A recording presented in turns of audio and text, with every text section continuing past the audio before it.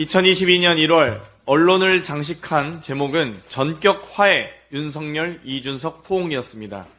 대선을 앞둔 극적인 화합처럼 보였지만 양두구육 화합이었습니다.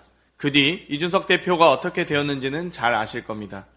이제 한동훈 비대위원장과 대통령실의 쇼가 다시 시작되는 모습입니다. 김건희 특검법 통과가 핵심인데 난데없이 거취 압박으로 쇼를 벌이고 있습니다. 법 앞에 예외는 없어야 합니다. 한동훈 비대위원장이 본인이 한 말이십니다. 한동훈 비대위원장이 문재인 정부에서 만들었다고 우겼던 김건희 모녀 23억 수익에 대한 검찰 의견서가 본인이 법무부 장관 때 작성된 걸 이제는 확인하셨을 겁니다. 또한 김건희 여사가 받은 명품백은 공식 일정이나 행사에서 전달된 것이 아닙니다. 코바나 컨텐츠 사무실에서 몰래 받은 것입니다.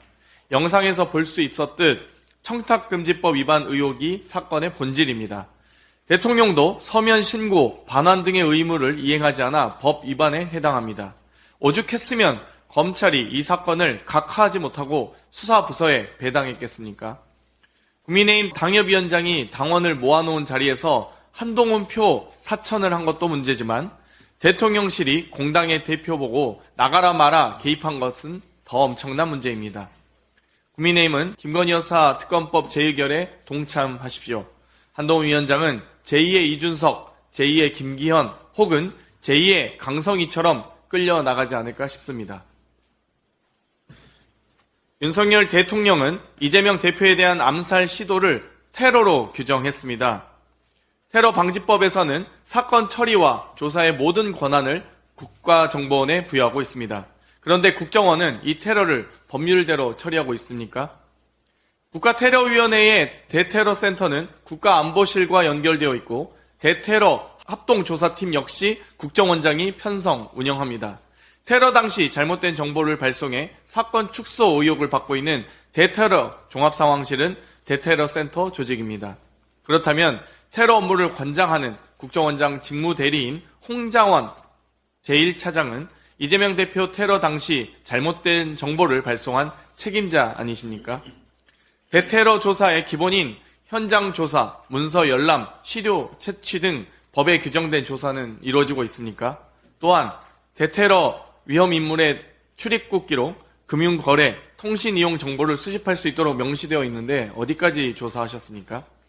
왜 테러방지법이 정한 규칙을 지키지 않는지 납득할 수 없습니다.